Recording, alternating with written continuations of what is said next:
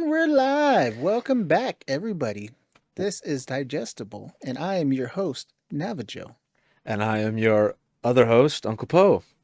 No, sometimes guest. Oh, the permanent sometimes guest, Uncle Poe.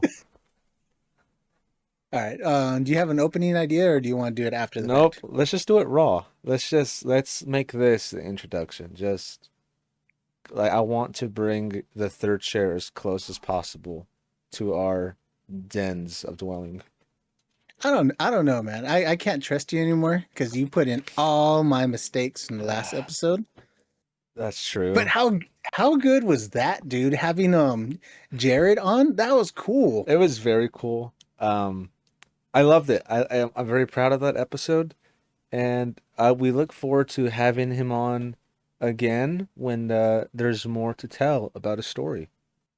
Yeah, you were right. He did play it close to the chest, and he did reveal some kind of hints of what he's gonna do, where he's gonna go, and it was kind of cool to see the thought process behind it. Like he put a lot of forethought on a lot of these characters and gave them like real deep backstories. Oh yeah, he's been working on this for a while, and he's barely gonna release chapter one pretty soon. I don't know if he announced the date for that, so I don't want to spoil it if he hasn't. But it's safe to say that it is this year. He's releasing the first chapter. Um, so yeah, it's quite an endeavor.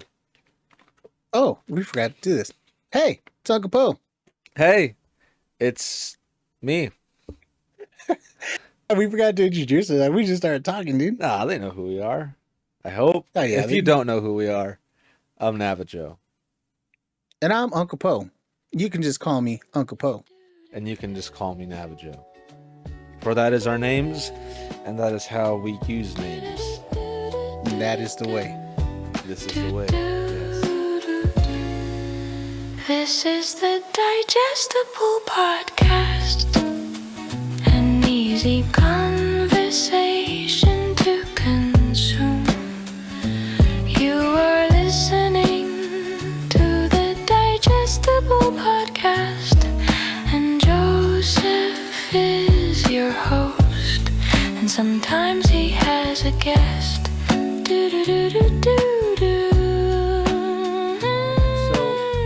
How shall we begin? Do you want to start off with Artemis?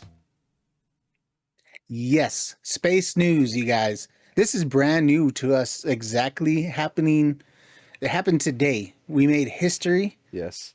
The crew that flew back from going around the moon and actually being the first humans furthest from the planet. It's very far, but I guess in space it's I mean when you have that kind of template, I guess that's not very far at all. Yeah, it is odd, huh? Because we measure light traveling through space. So like a light year is how far light can go in a year. Yeah. And distance is so relative. So like I feel like maybe like 1,000 miles in space is like a foot here on Earth compared to I mean, I don't know what that ratio is, but like what I wanted to now that it's got my mind going about distance in space, I can't remember if it was a Veritasium video or what I was watching, but they were talking about how there's this theory that distance is an illusion because you can shrink down the space between atoms for infinity. So if you think about it, like how do you get from point A to point B if there's an infinite amount of spaces between A and B? But at the same time, we know I can get to point B. For instance, you're at your house, I'm at my house. I know that your house isn't my house, right? I mean, they're two different locations. I can leave here and I can go there, or you can leave there and you can come here, and we can safely say, within reason, I have traveled from point A to point B. But if there's an infinite amount of fractions that you can divide between those spaces, then you have an interesting dilemma because you just traveled between an infinite amount of distance. I don't know if that makes sense. I think it's the measurement you can do into infinity.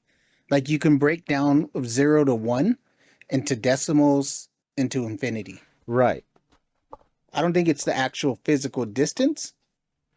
So you could I think it's the measurement of the the distance, like the measurement. number of the measurements you can break down. Okay. See, But I'm not sure because I'm not sure what video you've seen. And yeah. Veritasium, he does get down. So, Oh, he but does. um, but also too, if you there's an old saying as the crow flies, meaning from point A to point B in a straight line, without having to go over terrain, through terrain, around trees. Like follow the road and everything. Right. So there's that. There's that. But the moon did that they did travel 240,000 miles, which is a known distance. Miles. It is, and the deal with Artemis, from my understanding, is that because people are asking like, why didn't they land on the moon? From my understanding, that's like they plan to establish a lunar base on the moon, I think by 2029 or something like that. I no. They plan to land on the moon in one of those years and then establish the lunar base later on. And I guess this Artemis II mission was more of a information and data gathering trip as far as that goes. Yeah, this is actually a test of the rocket and life support systems that they had. So when they first launched up, it was the largest rocket that NASA's ever launched into space. Bigger than And Saturn then, V? yes, it's the biggest Wow. rocket that they did, that NASA only. I don't know about Elon's rocket, his reusable one, Yeah. but it's the biggest NASA's ever launched. Then they circled the Earth a couple of times. I believe they went around like 3 or 4 times, and they were testing and maneuvering the machine, the capsule, to see how it produced, like it maneuvers and how it functions in space. So they were testing out Wait. the life support system, and the first thing to fail was actually the toilet. Really? They had a space clog from a space log. Man, so uh that's we'll just plug in a little plug there from that one episode we talked about the Delta poop plane. Um Oh yeah, dude, that would.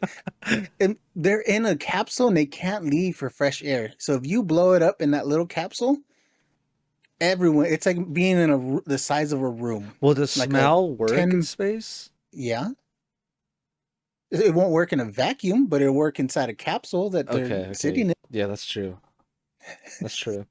All right, so Artemis. So they had their first problem where they had a clog in the system. They ended up fixing it themselves before NASA came back with the plan. They ended up somehow fixing it, getting it to work.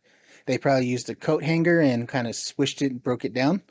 That's what I would have did. Or put my hand in there and kind of like just jam it in there and then get down there, you log. Yeah, that's like when you're at your now, oh gosh, I gotta be careful how I say this because I don't want to Oh, you don't have to go down that no, road. no, no. That's low hanging fruit. Yeah, it is. I can help. It's low-hanging fruit, but I don't want to speak as if I'm one speaking from experience. I'm not trying to un.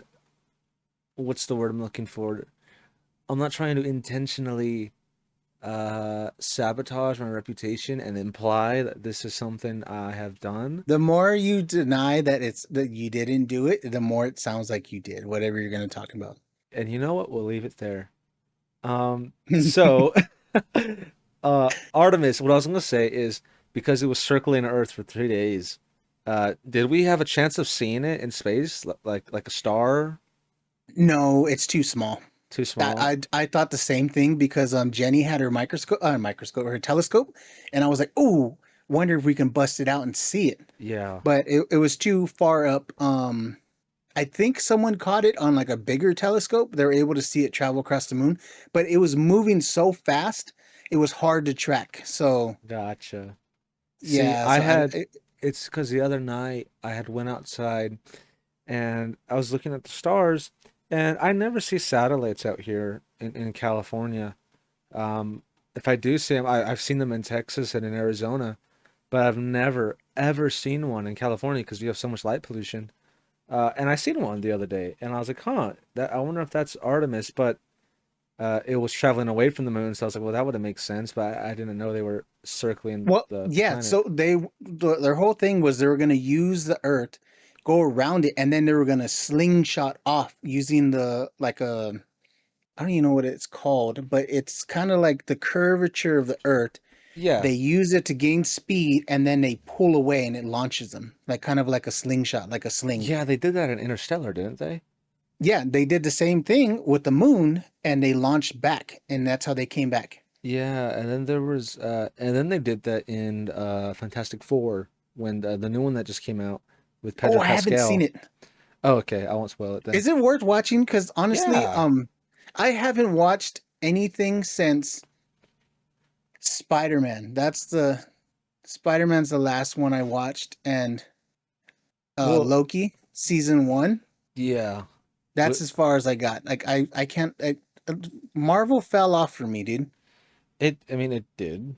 And then, well, But there's, is it worth a watch though? yeah, absolutely, because it's more of its own story. You know, it doesn't. It of course the only way it really ties in, as far as what people know from what they know about Doomsday, is just the fact that there's an end cutscene where Doctor Doom, you see him appear. You don't see his face or anything. You see the back of him. But other than that, it's its own standalone story, so you don't need to. It's set in a different universe too, like a in the multiverse. So it's not on the Earth that all the Avengers are on. So you don't Oh, need that to know makes sense. anything going into it. It's a standalone sci-fi film. Um, and yeah, they use a slingshot method at one point, but it's retro futuristic, so like it has like a 1950s vibe, Oh, I 1940s vibe. like that. Yeah, but it's also they have flying cars and stuff. So Do you know what? Another good movie, if you haven't watched, Space Captain in the World of Tomorrow. that is a very long title. Have you even heard of that movie? I have not. That sounds like you just read like a news No, article. no. I think it's Jude Law. I think he stars in it. This is where I learned of milk of magnesium. Have What you is ever it heard of that? called? Milk. I know what S- milk is. I know what magnesium is. Milk of magnesium. Oh, milk of like cream of mushroom. Yeah, but it's supposed to help with like flying. It helps with you for nauseous, I think, Oh, from milk being. of magnesia. Yeah, there you go. It's it's magnesium, oxygen, and hydrogen. Two oxygen and hydrogen That's molecules water. connected. No, but no, it's not H2O. It's oxygen and hydrogen. Like so, H2O is you have one hydrogen molecule and you have two oxygens off of it. Yeah. This is OH, so it's an oxygen connected to a Oh, hydrogen. Yeah, it says it's a saline laxative and antacid used for short-term relief of antacid. There you go. antacid of occasional constipation, heartburn, sour stomach, and indigestion. Okay. Yeah, but this one was interesting. It was a strange. It's strange. Hmm. But I remember watching it, and it had like a Zeppelins, Nazis, and like a news reporter. Yeah, it was decent What was the from what I plot? remember. What's going on here? I honestly, gigantic robots attack New York City, and the Sky Captain, Jude Law, uses his private air force to fight them off.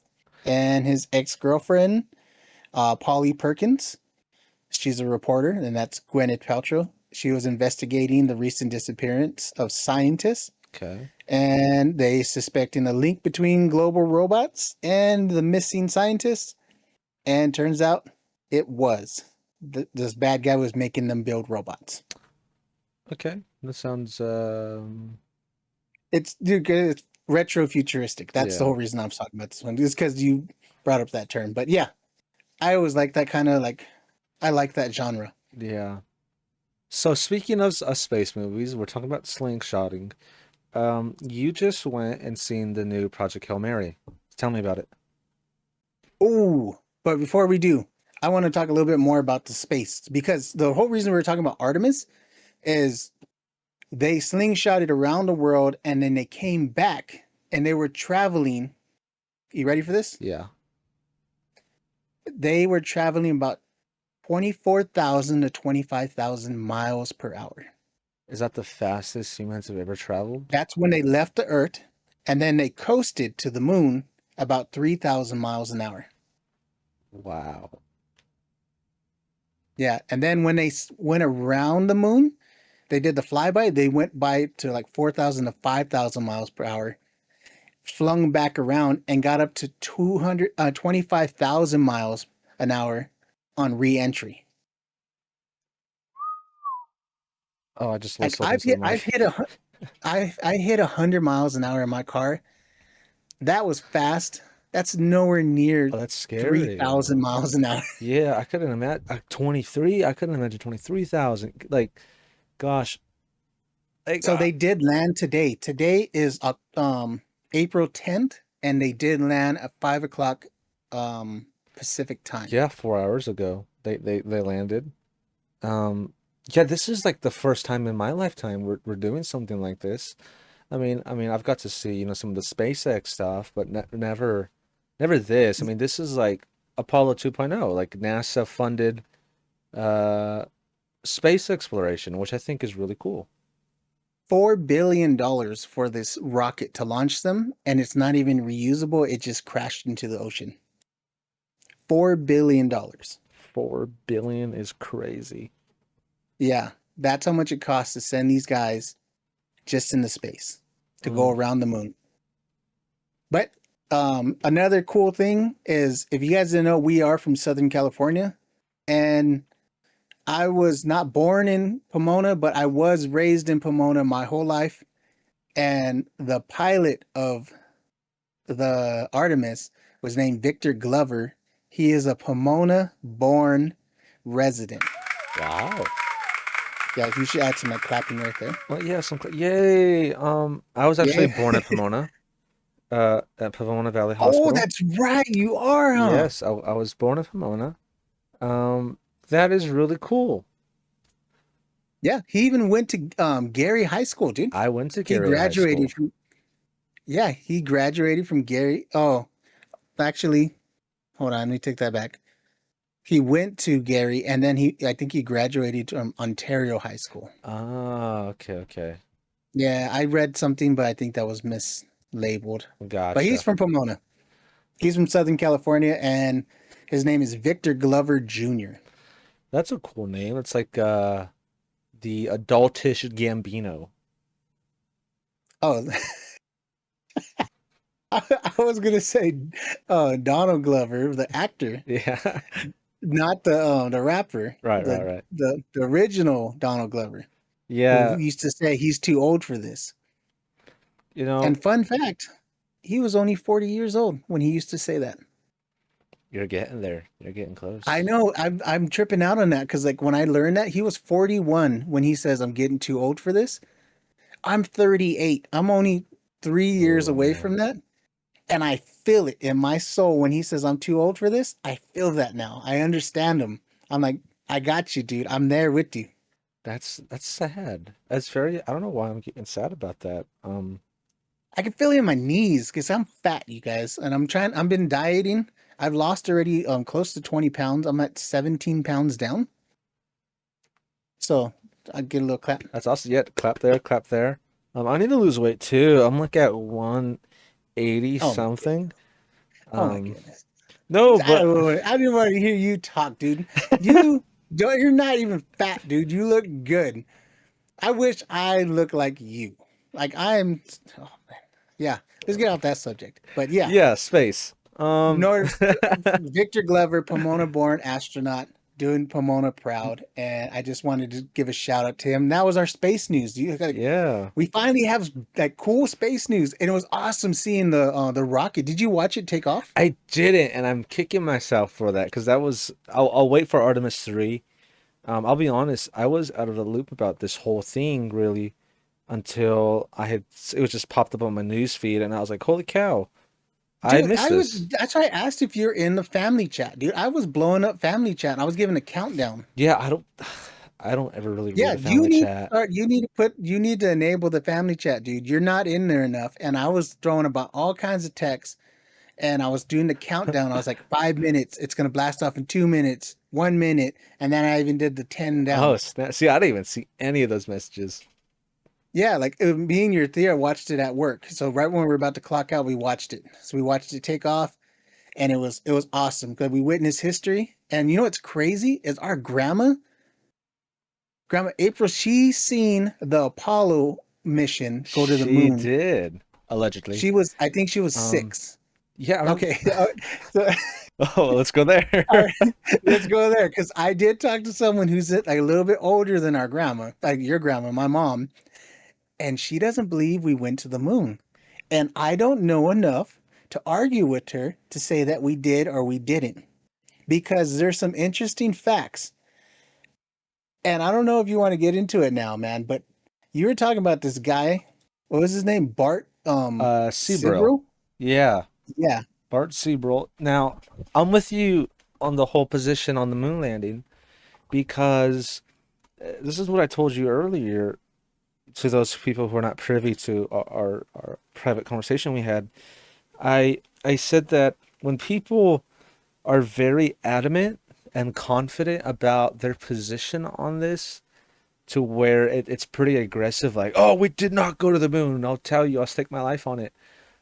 When you press them, you find out they don't really have a lot of evidence. It's more or less hearsay. And so I think that discredits any sort of chance that these people have of convincing others if this was a hoax. I think they discredit themselves by how they handle it. But But she did bring up a good point. yeah, She and said the how thin the walls were of the spaceship. yeah, the lining to protect them from the radiation. Yeah, I'm like, I didn't have an answer for that one because I don't know enough. Yeah, and And I'm like, see, that's what I heard too, was that, there's these Van Allen, it's called the Van Allen rings around the Earth of space radiation, and it's very dangerous and deadly for that. And the only way, I suppose, during the 60s, the technology we had was to use really thick lead walls inside the but lead is capsule, heavy. very heavy. And so they said that there's no way they had the technology to use a rocket that can support that kind of weight, as far as to carry the lead that was necessary to block that. But like I said, I don't know the science behind that. For all I know, that's completely wrong, and they did have an alternative to lead, or maybe they did have the capacity to launch that much weight into the space. I don't know. And so I'm with you on the same point, is that I'm That not yeah, knowledgeable enough to say you're completely wrong. but I can't say that they're not right though because they do. They're very adamant, and then that theory alone, just the thought of it, is like, wait a minute, yeah. Yeah. The and then they're talking about the shadows. Did you look into that? The shadow of Yes, the reflection and stuff. I did. And I seen a clip. I don't know the origin of the clip. All this stuff is so shaky, man. Like it's uh like I said, you have to Also, know so much. Like you have to have such technical knowledge about, I think, engineering and space to really be able to have a definitive answer. And the and people, photography. You have to know photography oh because yeah, you have to know lumens, how to like the glow from the moon because you on a full moon it lights Earth, so it reflects that much light. So imagine if you're on a surface that's reflecting that much light back onto the Earth, how bright that is. So the shadows would be brighter technically, right? I would think so. But I don't know enough about lumosity and whatever like lumens and shadow and photography. This is a depth we don't know. Very. So for space, so we want to just say we are aware of the moon hoax, And we're open to but it. we're open to it, but we can't deny it or Support it. prove it. Right. Yeah. Because like I said, you have to have such technical knowledge about the ins and outs of this thing, to where any person that is staring me in the face adamantly denying this happened, I look at them, and I'm all about intellectual honesty, about not only being honest with yourself about what you believe, but how you tell people your beliefs. And when I see someone like that who has no knowledge, of, like you said, lighting and lumens and photography or engineering, and they're just repeating points that they hear people say, it does not do well to convince me at all. Because to Oh, me, you know what's crazy though too? Is I think I even heard Dustin Stanley from Smarter Every Day. He went to talk to the NASA engineers, the people who are designing the Artemis rocket, and he was telling them that what they had planned wasn't going to work and they needed to work on something. And I don't really remember the video. I think we'll link it down oh, below. He did yes. tell him that, and I don't know whatever happened with that. And that was only about like 2 years ago, and the rocket was already halfway done. So Yeah, I remember that video.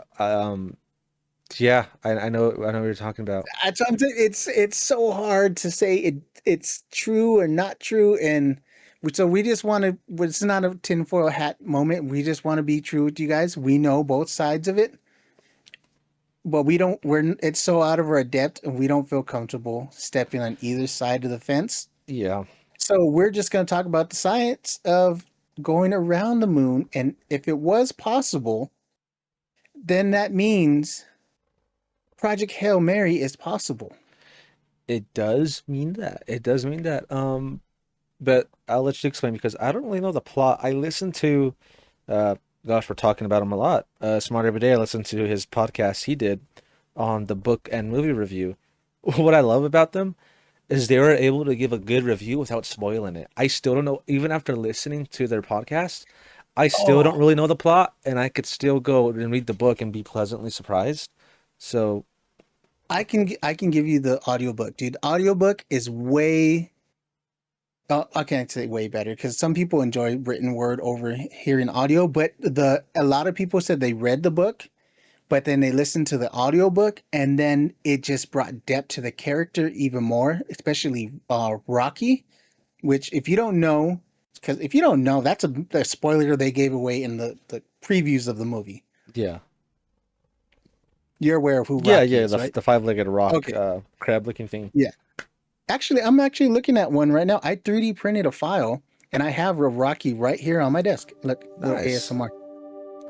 This is ASMR. Oh, yes. This is Rocky 3D. ASMR moment.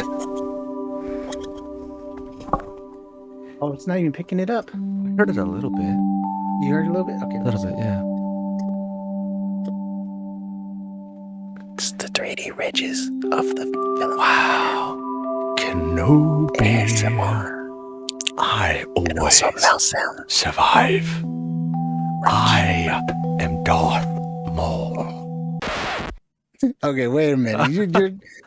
You're throwing Star Wars. Star Wars ain't coming out to next month, dude. Our Star Wars episode. It's not, but I just had to add in a little reference to the new Star Wars Darth Maul show, which is absolutely fire.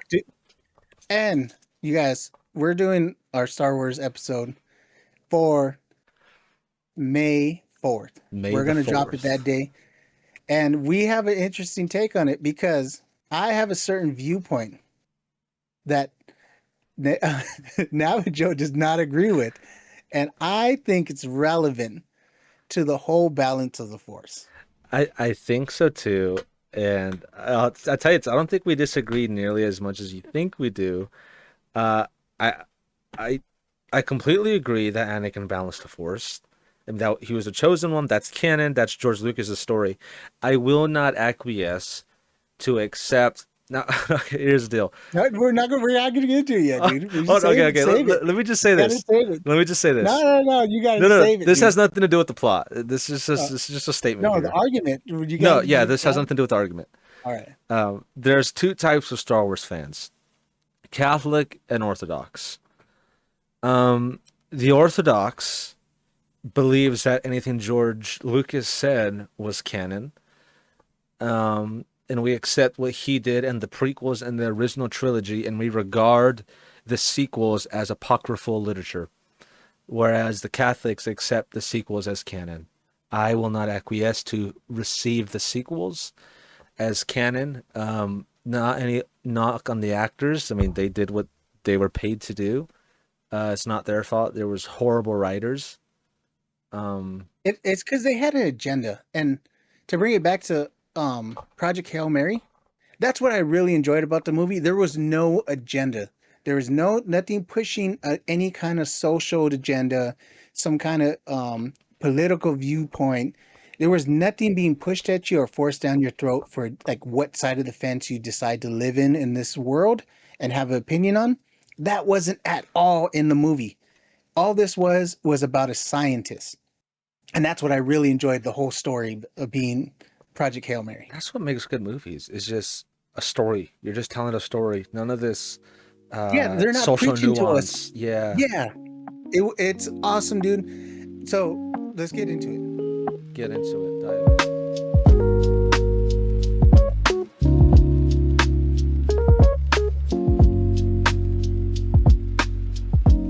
All right, so Project Hail Mary. It's written by Andy Weir. Andy Weir. Yeah, kind of like weird, but without the D. Right. And he's also the author that wrote The Martian, which is another good book. The movie, it was all right. The book, way better. Yeah, I've not watched it. That's Matt Damon, right, for The Martian? Yes. Yeah, I've not watched Damon. it. Yeah, it is a very technical, which is something I respect a lot about Andy Weir. He does his research. Now, obviously, not everything's true. It's science fiction, right? But oh no, dude, he gets down. he gets very detailed. He figures out that there's gravity at 1.5 G's happening on his body. Like he does the measurement. He gets a couple rulers and he drops things, times them. He does it like 28 times in the book. Hey guys, this is Uncle Poe. If you don't want spoilers, you might want to skip this part. Yeah, we do talk about some things that you might not want to get spoiled. So he opens up, has no memory who he is or what he's doing, and he's in a room. And there's like tubes and like hooked up to him. He has like a catheter and he has like a breathing tube, feeding tube, and he's super weak. He wakes up and has no idea who he is. And he looks around and sees two other beds. So he crawls over to them and it's two dead bodies. okay. So he's in a room with two dead bodies and they look like they've been dead for a long time. And he has no idea where he is, who he is, or what he's doing. That's how the whole story starts. And then throughout the book, you get little snippets of his life and you get to see, like, he sees scientific instruments and it's like, oh, I know what that is. And he's like, all right, so I'm smart. And then he's like, maybe I'm a doctor, maybe scientist or something. He's like, all right. And he's like, what else do I see? And he sees drawings from children. And he's like, oh, he's like, all right, I'm smart. He's like, and he's looking around, he sees pictures of himself. He's like, okay, I'm single. All right. And I like children. He's like, uh-oh, I don't like where this is going. So it's in the book. He's like, oh, I'm a teacher. Oh, teacher. He's like, oh, thank God. So that makes more sense. That's all in the book. Like it's funny, dude. Like he has a funny inner monologue. But you can see that him connecting the dots. He's like, oh, I don't like where that's going. He's like, teacher, I'm a teacher. Man, so the premise is he's going on a mission. He's on a mission, but he doesn't know he's in space yet until he does in the book he does the math where he finds out gravity's different because he's noticing things are heavier and it's harder to move. Okay. And so he thought he was in space, and then you start getting background clips of what's happening. The sun is fading. Something is happening to the sun, and it's starting to dim. And scientists started noticing all these other stars around the Milky Way are growing dimmer. And he can't figure out why. Like no one can figure out why these stars are dimming. And they start looking, and the scientist discovers a red streak coming from the moon going to Neptune. Oh, no. Was it Neptune? Or is it Mercury? No, Venus. Going to Venus. And they can't figure out why there's a red string pretty much going from the sun to to Venus. Okay. And they shoot a satellite through it and it sees a bunch of little speckles in it. and those speckles turn out to be life. It's called something called astrophage. Okay. Astro basically means sun eater. Okay. And you come back to him. He's a teacher, and he is a middle school teacher, and he's a kind of disgraced scientist. He's really smart, but his beliefs kind of got him blacklisted. He believes that not all life in space has to come from water. And he built his thesis on it, and he argued with a lot of people. Okay. So that's kind of like, he's kind of like a scientist, is smart, but not respected in the field. Okay. But he's competent. Yes. Okay. Very competent. And throughout the book, there's this lady who is the highest representative of the world, because all the governments come together and they make a space agency to try to figure out what is going on with the sun, and they give her basically unlimited resources. She can cut through all the political red tape. Okay. So she gets things done, and she finds him and gives him the sample. The satellite they flew through it came back, and she was interested in his thesis he wrote. So they test it and find out that this astrophage can actually be used as rocket fuel. It's very volatile, and it's like a super fuel. So it's super dangerous to produce. Okay. Because it can explode. So that's how they get out to another star, and you come to realize he's in another solar system, and he is Alpha Centauri. I think that's what it was. Oh, wow. Yeah, so he's at this other solar system, and he's at another star, and because that star is the only one in the galaxy around that the sun isn't dimming. All the other suns around it are dim.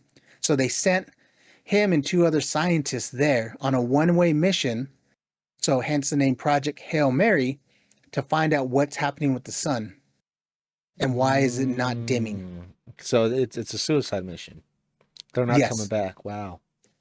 Yeah, but it's later on in the book they kind of explain, he finds out it's like a one-way trip. And so he starts doing all his science, and he sees something else out there with his scanner, and it starts following him, and he's freaking out because he's like, what is that he's supposed to be out there by himself in the middle of space with nothing around.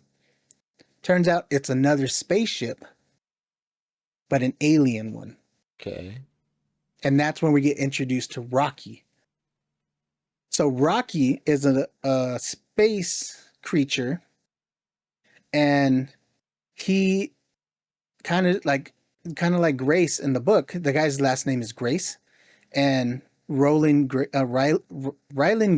Okay. And he ends up meeting him because they're the only two survivors of their ship. And Rocky, they have to learn how to communicate together. Rocky has his own speech patterns and everything, and it's real interesting how they can figure out how to make communication, because a tunnel they use the noble gas, what is it Argon? called? Not argon, xenonite. Okay. So somehow they make it a hard substance, like a rock, and it's called xenonite. And they make a tunnel, and in that tunnel there's a bunch of chunks of material, different materials, and there's one little chunk that's see-through, that's clear. And so he goes up to it, and he looks through the clear one, looks like a piece of glass, and he sees like a spider rock creature on the other side. And so that lets the alien Rocky know that he can communicate through that one piece of material. Okay. So they separate their ships, and he makes a whole window of that same material.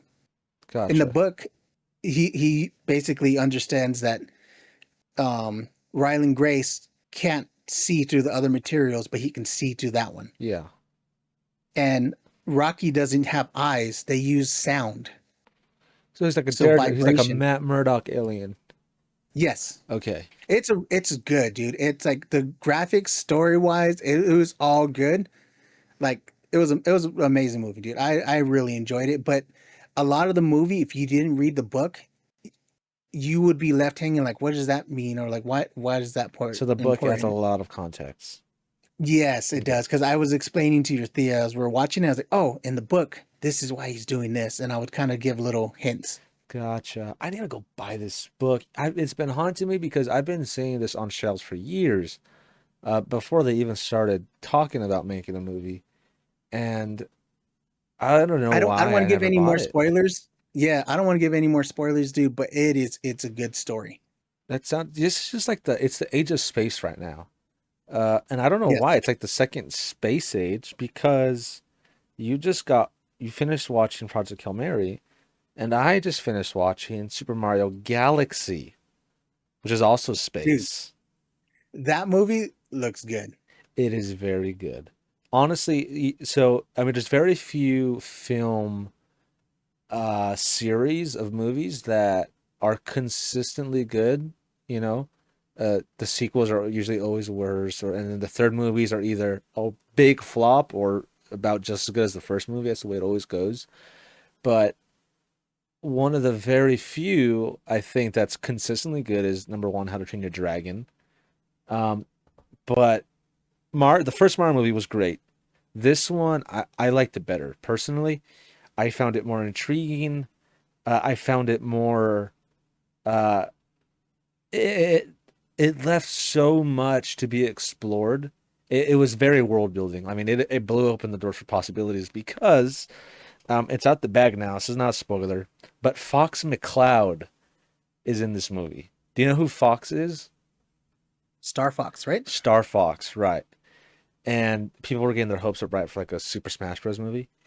Um, Oh, I didn't even think of that. yeah. Now the people at Nintendo said don't expect one anytime soon, but we can Oh, dream. Because the thing with the idea was that people were saying, the way with Marvel, the way they went with Amazing Hulk, not Amazing Hulk, the Incredible Hulk, Iron Man, and then Thor, and then Captain America, and then boom, you have the Avengers. Uh, they're saying that's kind of what they want Nintendo to do is like make a Mario movie. Then you got the Zelda movie coming out. Maybe make like a a Metroid movie or something. Introduce these characters and wait, is it build gonna be up. animated, the Zelda one? I don't know. I think it's live action, right? Uh, I'm not sure. I would have liked like an animated one, but yeah, because so this isn't the very first Super Mario movie that ever came out. it's not. Uh, the first one that came out, the animated one, 2023, was cool, but there was another one before that, dude, It came out in and it was a live Japan. action. No, it was a Oh, live action, are you talking about the and series? no, it's not. Is after that. It was the early '90s, Okay.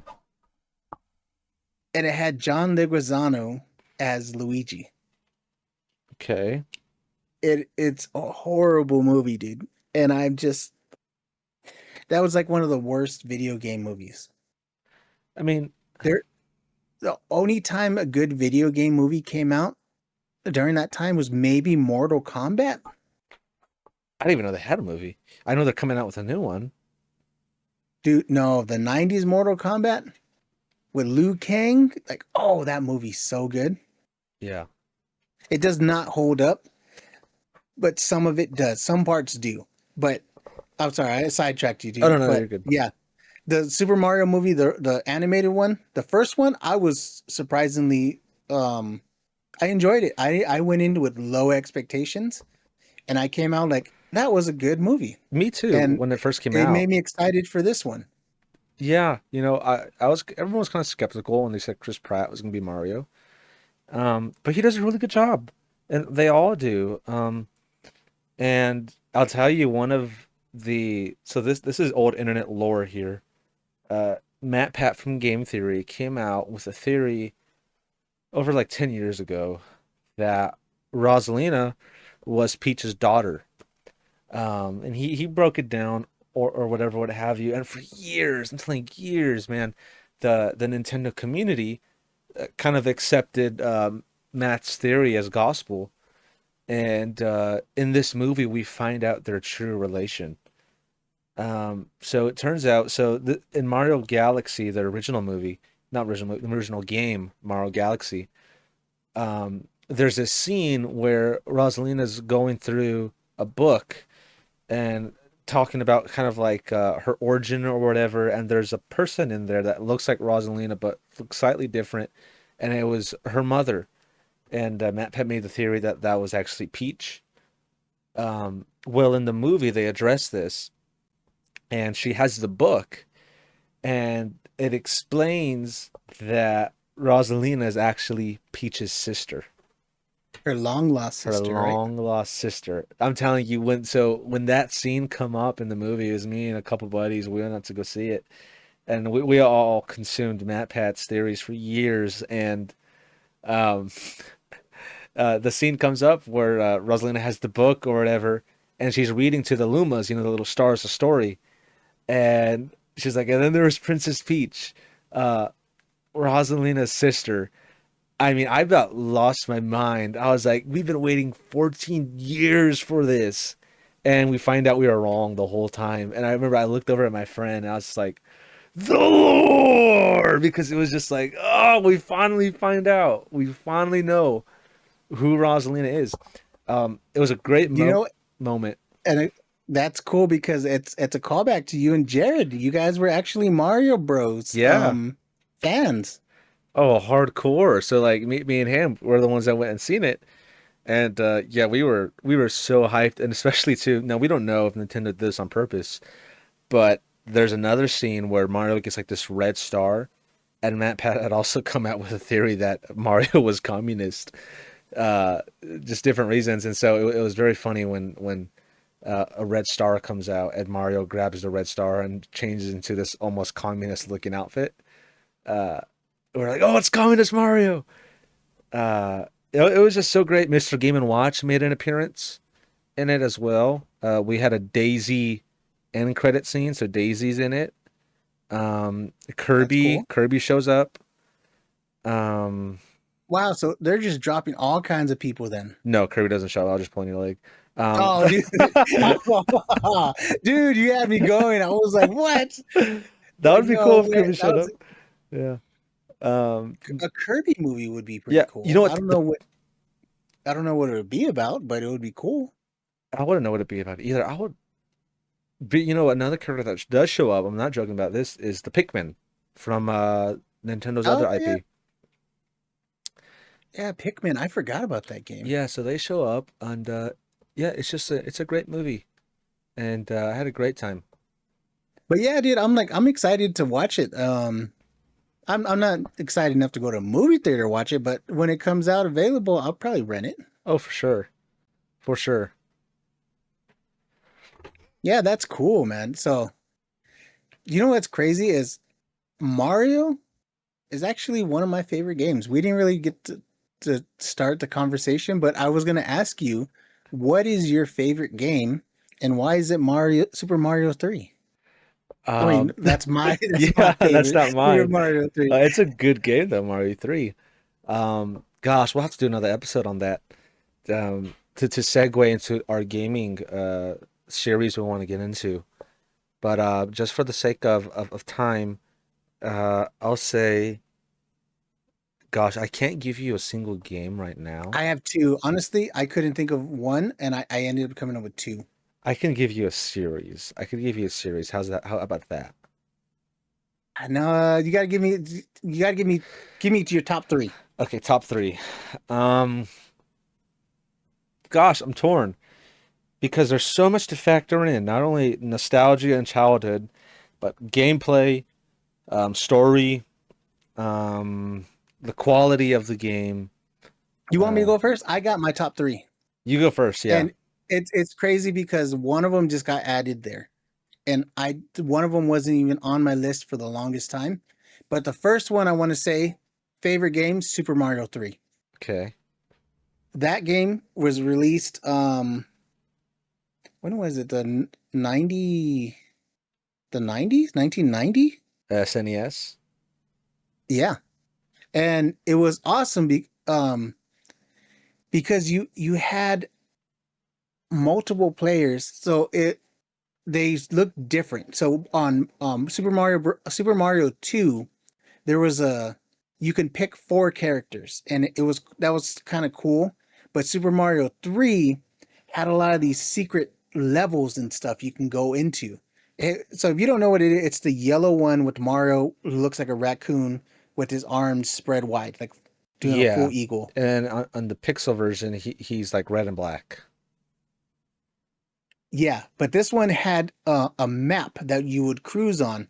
So instead of it would just be the next level, it would be a little map that would pop up, and you would see like this little monster walking back and forth, or a ship would fly down, and you would have to beat a level to get a key to unlock a level, and unlock the little tube that you can go down, and you can bypass a lot of these levels. Yeah.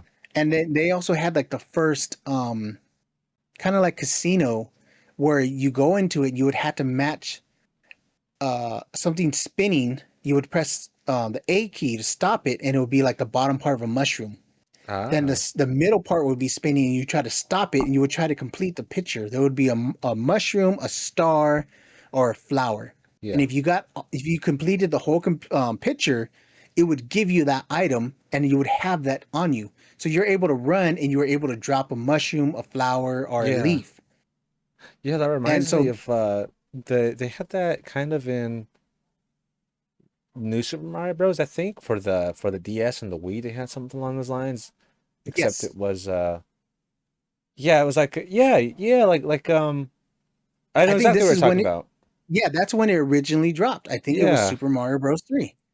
And that was game changing, man. It was awesome because you could run, and if you had the squirrel suit, you could fly, and you can like go up to the top of the world, and they had like secret areas. Oh yeah. Yeah, so Is there Super just Mario 3, and then it would be Super Mario World yes, would Super be Mario this World. I barely won that one out, only because I have more fond memories of Super Mario Bros. 3. Yeah. Super Mario World is just an amazing game. Just the way it's like the bridge between full 3D platformer and your classic 8-bit pixel platformer. Yeah, because one of them's Nintendo, the Nintendo Famicom system, and then the other one's the Super Nintendo. And then Mario World came out on Super Nintendo. uh as well? Yeah, the Mario World was Super Nintendo game. Okay. Okay. So that was my first pick, Super Mario 3, just because I have a little bit more nostalgia with it. My Okay. second game would be Ark Survival Evolved. That's definitely my top 5. Dude, because you wake up on an island, and you can tame dinosaurs, you can ride, and you can it's like Pokemon, but with dinosaurs. And I've learned so many dinosaurs because of this game. Yes. You want to Like start this, up a new Ark world, a new Ark series? ooh, maybe. Because I have an That Ark world. Oh, that would be fun because I haven't recorded an Arc series for like That would years. be so nostalgic. Because I remember when you were making those Ark videos, I watched them all the time. Because I wasn't allowed to play Ark as a kid. And so like I watched those videos. I probably like give you 50% of your views for those videos. Yeah, and you know what's crazy is my computer sucked back then, and I was recording Xbox version of Ark Survival Evolved, Yeah. and like my recording wasn't the best, but I had a spark of something that in there that it really ignited my recording of YouTube videos. Yeah, that was like one of the first things you did was Ark. Yeah, I was the longest running series I have. You need to finish it. I want to come back. I want you know what? We should do it. We should come back, and I think we could reset that server we have for Minecraft and Yeah. make an Ark server. Ooh. All right, then my number 3, Minecraft. That one Okay. this Okay. this year alone hit my number 3. That's awesome. Just because I love modded Minecraft. Yeah. Oh my gosh, Regular that's amazing. Minecraft, I hated it. I hated it when it first came out. You know what's crazy? I've hate a lot of the stuff I like when it first came out. When I first introduced Yeah. to it, I'm like, this is garbage. I hate it. And then it just my first reaction is just always wrong, apparently. Well, it's you have to. It takes a while for it to become palatable. You know, that's with a lot of things in life. So those are your top three then: Mario 3, Ark, and Minecraft. Yeah, Mario 3 barely beat out Mario World. Okay, okay. Well, then mine's not too dissimilar because I'm gonna go number one is Animal Crossing. And now I gotta Okay. pick which one. Uh, I'm gonna say New Horizons, which is the one that came out for the Nintendo Switch. And that's barely edging out Animal Crossing New Leaf. I mean, the memories I have on New Leaf are insane. It's just one of I get the I, greats. I never played any Animal Crossing. And you see, that's the thing is that if you didn't have that nostalgic tie to Animal Crossing, I think it's very hard to get into. Um, but if you had that nostalgic tie to it, it makes you biased to where you'll just keep going back to it. So that's Because how it is for I've seen me. videos on it. It looks good. There's a lot of cool stuff I enjoy about it, and especially people being able to come visit your world. That Yeah. was cool. Yeah, it's so much fun. I mean, me and my friend Jared, we would stay up because the way the time worked in Animal Crossing was whatever time it was in real life was the time it was in your Animal Crossing world.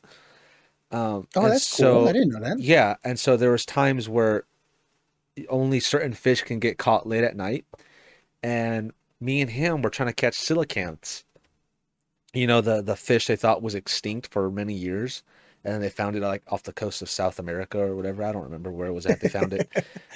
Well, they had those in game, and the only way you could catch them was at a certain season. I think it was wintertime when it was snowing or raining, and it had to be like at night or something. Uh, and so me and him would stay up to like 2 o'clock in the morning online playing. We were on each other's island, catching coelacanths because you could make some good bells off of that. Yeah. Um, but I like New Horizons a little bit better because it just has more to do, and I like the graphics. I just like the vibe. It has so much to explore.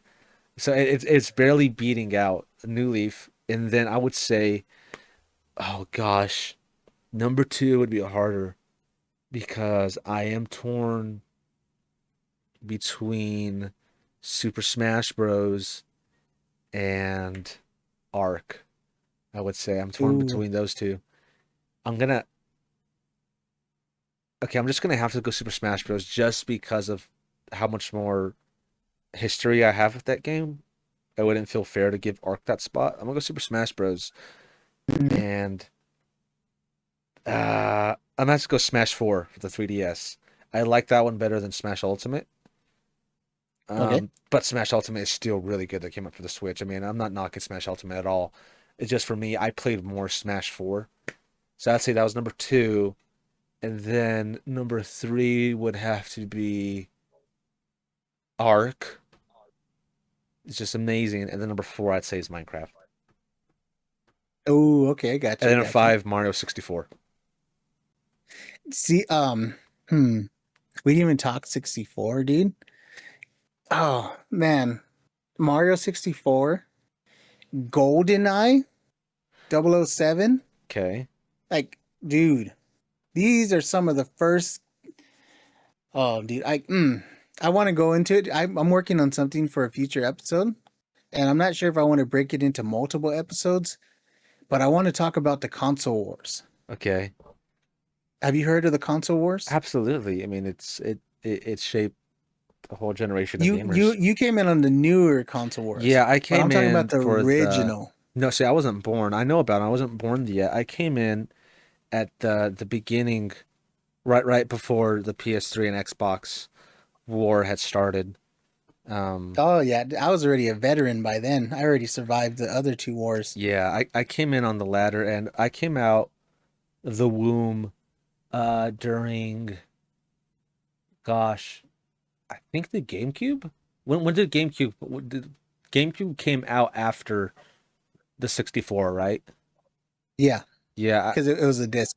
yeah, I came out around GameCube time. So Yeah, dude. Oh man, like I want to prepare for that episode, dude. But I want to tell you about the console wars because I'm a kid. I was born in the '80s, raised in the '90s, and we experienced the console wars from Nintendo to Sega.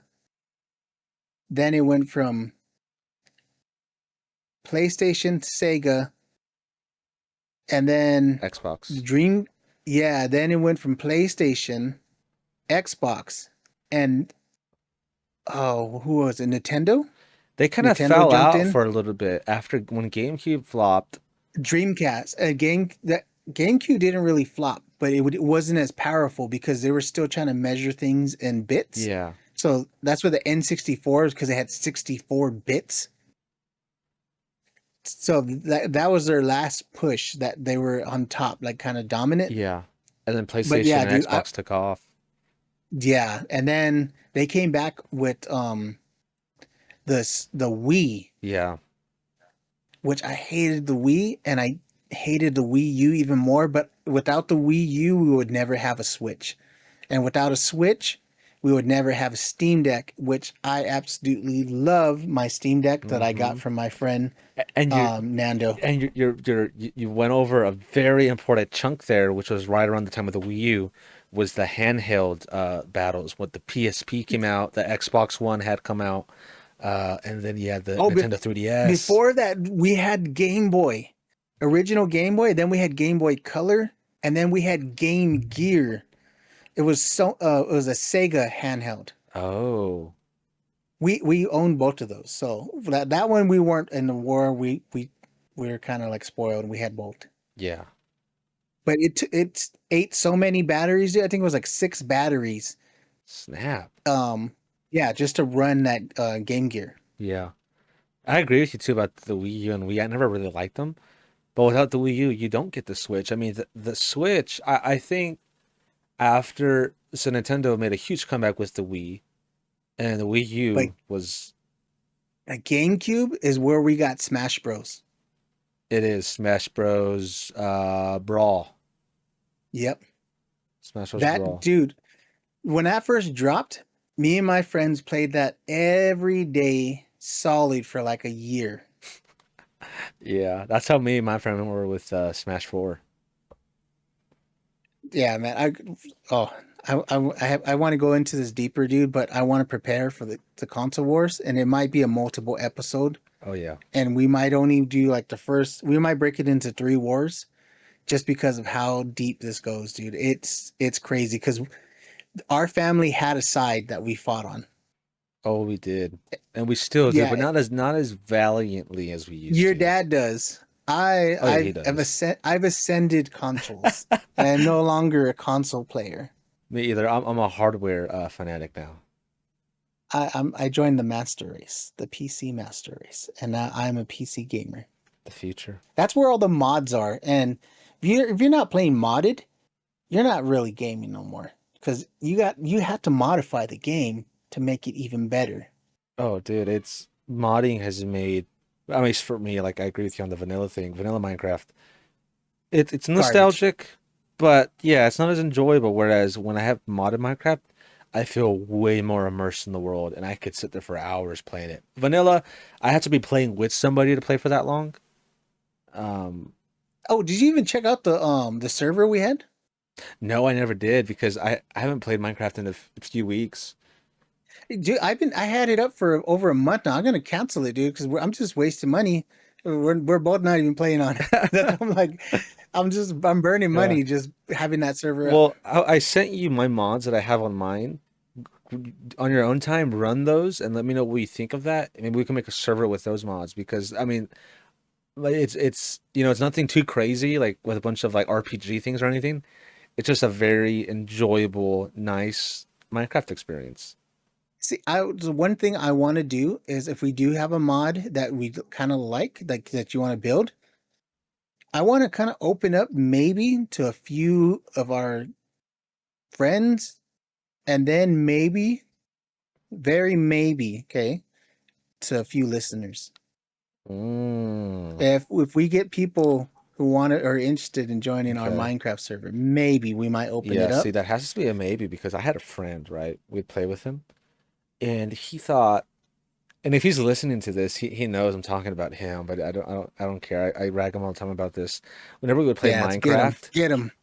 he felt this strange compulsion to role play as Herobrine and think that somehow he could pull one over on us by burning our builds, exploding them and destroying them and leaving signs and skull heads and zombie heads laying around. And Oh, he's a griefer. yeah, and he was trying to convince us that Herobrine was real. And we're like, dude, like I seen you switch into creative and fly away with a stinking skeleton head in your hand. And then Okay, like, okay. There's some lore you're going into, and I want to. We should do a Minecraft episode, dude. oh my gosh, yes, when Herobrine, like when Noel and oh yeah. I mean, that Yeah. was a whole era of Minecraft. And then, have you seen the movie? The movie was actually pretty decent. That's a I pretty thought it was decent live action. hilarious. I thought it was great. People took it way too seriously. I mean, if you were expecting to go see like an Oscar performing movie, not that the Oscars are much of a, good No, caliber no, of rating anymore, but no, it's not. You're bought. Those Oscars are paid for. yeah. To be nominated, you have to pay for it. Yeah, It's because most of the fake. movies that win now, it's like, I don't even heard of that movie. Like, what? But then movies like, Avengers Endgame don't get nothing, and you're like, okay, I guess. But yeah, Minecraft movie, people give it way too much hate. Yeah, Phenomenal.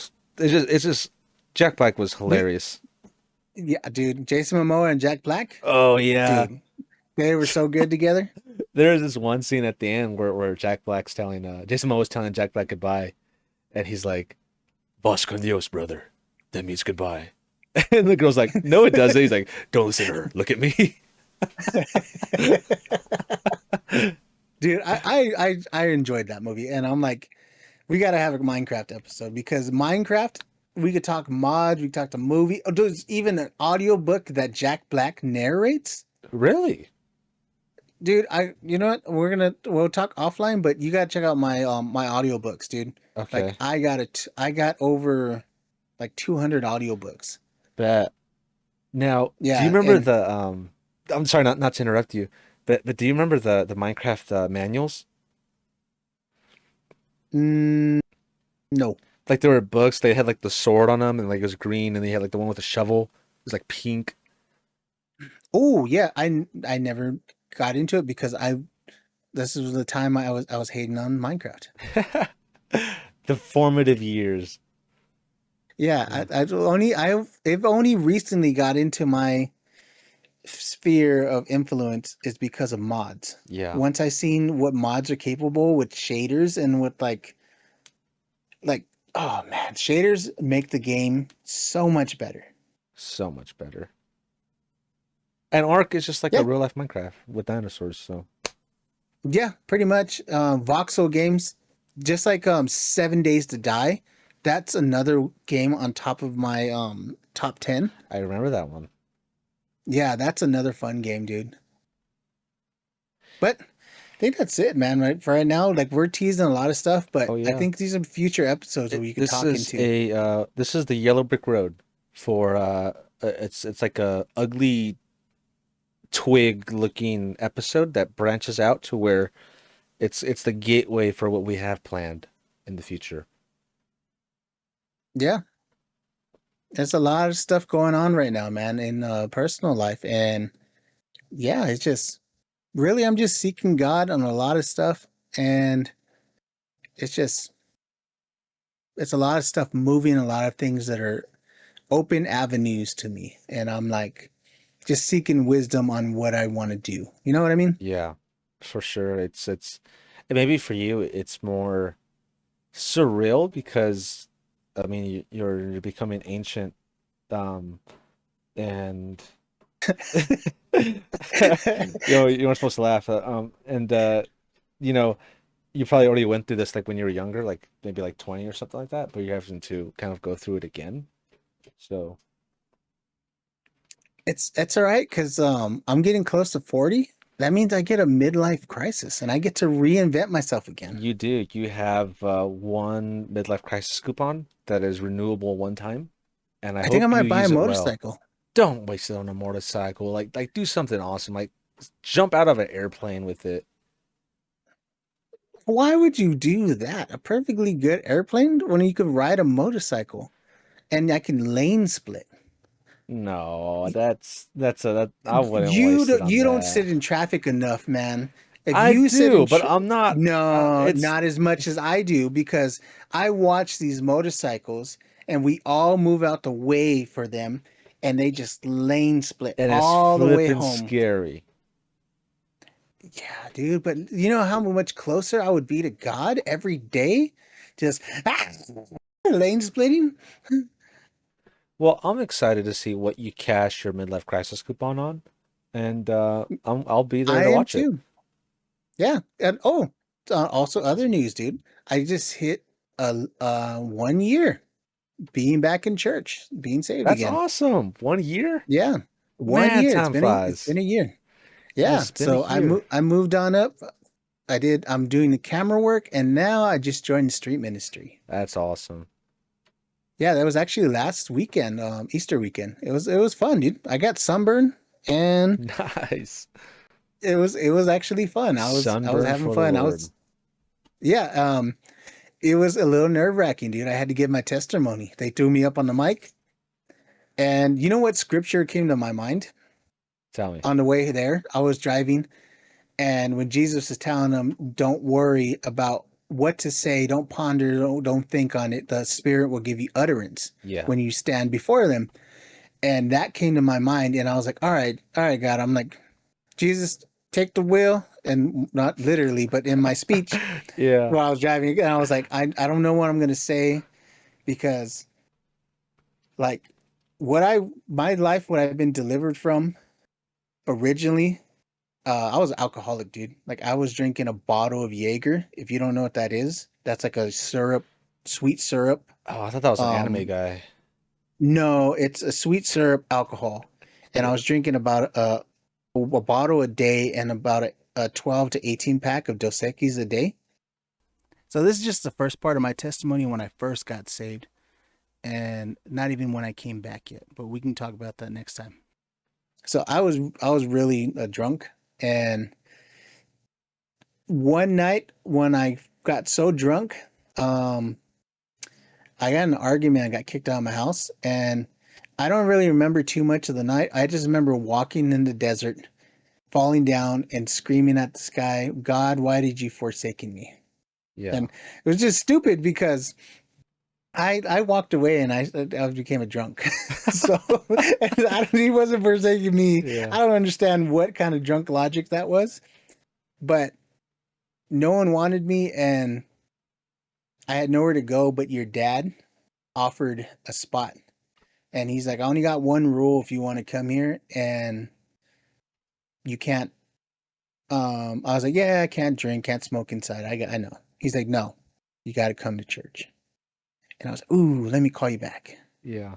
And no one wanted me, dude. And I came to church, and surprisingly, I stopped drinking as soon as I moved there and went to church. And I never had drunk since. And that was when I was 20 years old. Wow. I'm about to be 40. It's like almost 20 years sober. Yeah. And that's just the first part of my testimony, dude. And I was like, I don't really remember what I said because I just went out there and I was nervous and I just gave my testimony. Yeah. Only thing I remember is at the end is like, that's all I got. And yeah, Yeah. That's it. It's the that's yeah. what, That's yeah, it. that's how I ended. I said, that's all I got. And yeah, I laughed and just walked off. Yeah. I was like, I'm just going to walk that way. You And I know, walked off and it's hilarious. You said you feel like Jesus take the wheel, right? Like God, you got to handle this. Uh, this is a funny story. We were out preaching in uh Arkansas. We were in Arkansas, and my buddy was preaching that night, and he's from Colorado. So me and him like the only guys from out west that was out there from like a Western culture. From like he's from Denver, and I'm from Southern California, so we're both like city guys. And he gets up there, and the pastor had said something along the lines of like, this life is crazy, and that's why we need Jesus and all these things. And if you're burdened, Jesus can help you, and just really encouraging the congregation. And he introduces my friend, and my friend gets up and he grabs the mic, and he goes, "Amen. How many of you know that's why we sing the song, Jesus Take the Wheel?" And me and all my friends were like, "Dude, that's not a Christian song." It's like Carrie Underwood, right? And we're like, Yeah. "Bro, Yeah. no, we don't sing that song. We don't." Wow. Yeah. Oh man. Yeah, but that's the only thing I think I did all right. Like I kind of remember little chunks, but someone filmed it. I'm not sure if they have it like or if they just deleted it because it was so bad. But yeah, I was just like that was fun. It was a new experience. Yeah, And I'm excited, dude. This year has been exciting for me just because I feel like I'm in it more than I ever was before. that's awesome. And it's crazy is because you're the age I was when I first got saved. Yeah. Oh, you just Like, exposed how young I am. My well, I uncle didn't was say my age. 25 when he got saved. Um, Why are you gonna lie when I'm doing my testimony? that's what he was 30 when he got saved, guys. He was 30. No, I turned 21 in church, dude. Okay, so that's not exactly my age, but okay. Yeah, 21. I didn't buy alcohol until I was like 28, and I was buying chips at the store with my friend, and he left his wallet. So I'm like, oh, throw it up here, and I didn't know he had a beer, and so I ended up buying alcohol. I said, hey, I said I went a whole 9 years before buying a beer legally aged. Wow. Because, dude, back in our day, people used to buy children alcohol. Wait, what? Yeah, we go to a liquor store and ask someone to buy us beer, and people would buy beer and give it to us, and we would go home and drink. I Different say time. children because anyone who's under 21 is a child to me. So you're really old. Yeah, now like anyone who's under 21, I'm like, that's just a kid. And if you're under 28, you're just like a teenage adult to me. You're an adult teenager. Like you're almost there because they say at 25, that's when your frontal cortex finally forms and then you become who you are. And then when you're at 38, you're just an old hag. Yeah, see, that's the arrogance of a young man. But No, when you get old and that's the wise like insight me, of you youth. you That's what just that is. you that's the arrogance of young man. I've been there. That's I've fallen in that same arrogance. So no, it's just the I'll be praying discernment for of you. youth But out of the mouth of I'll be babes. praying for you, brother, because I lived in that arrogance, and that's part of the reason I walked away. Is because I was very Except you arrogant. be as children, you will not enter. That's all I'm Yeah, saying. yeah. I'm young in the mind. I have the mind of a child. Isn't that a song? Have no idea. You know what your Thea was telling me? I quote a lot of songs. She's like, "What song is that?" I said, "It's not a song. I was just telling you." And she's like, "No, that has to be a song." And then I ended up finding the song, like where it kind of similar to what I was saying. She's like, "See, that is a song." I said, "I was just saying something. That one I didn't have a reference of, but apparently I do." And also That's funny. apparently I talk like a paisa and a hillbilly at the same time. I don't hear the Paisa. I mean, in your old ARC videos, I did for sure. Yeah, so I talk like a hillbilly, talk like a hick, and I say dude a lot. I noticed that. You I've been do say trying to dude. work on that. Well, nothing wrong with saying dude. Yeah, but I use it a lot, and I also use I'm really trying to like think Oh, about what I say before I say it, and it hasn't been working out too good for me. But yeah. It seems like when you become more conscious of it, it just gets worse. Like, oh, I just did one right there. I say like a lot. I say like and uh, and so you know, it's like it's like when you're conscious of your tongue. Like, what is your tongue supposed to be doing right now? uh, the little blue fox went leaping over the giant tree. Oh, isn't it like no, I can't even do it. Sl Red leather, yellow leather. no, then there's toy boat. There's toy boat, toy boat, toy boat. Toy boat, toy boat. toy boat. Instead of too slow. Oh, that is Toy hard. boat, toy boat. Oh, toy boat, toy boat, toy boat. Yeah, that is hard. All right, I think Yeah. I think we're good. We'll leave it there. Yeah, Signing just leave it off on for some now. Remember, kids, stay in school, don't do drugs, and trust in Jesus. God made you special, And not the short boys kind. and He loves you very much. We can't use that. You can't use that.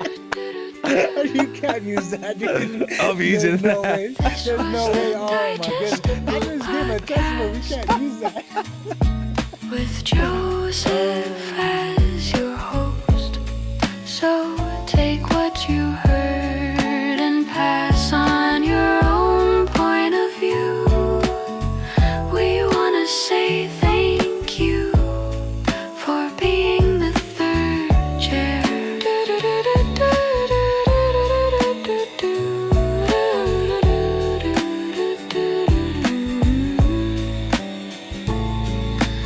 This was produced by his Uncle Poe as the sometimes guest. This song should have faded off, but if you're hearing this, Joseph didn't edit it correctly. Let him know you heard this Easter egg in the comments.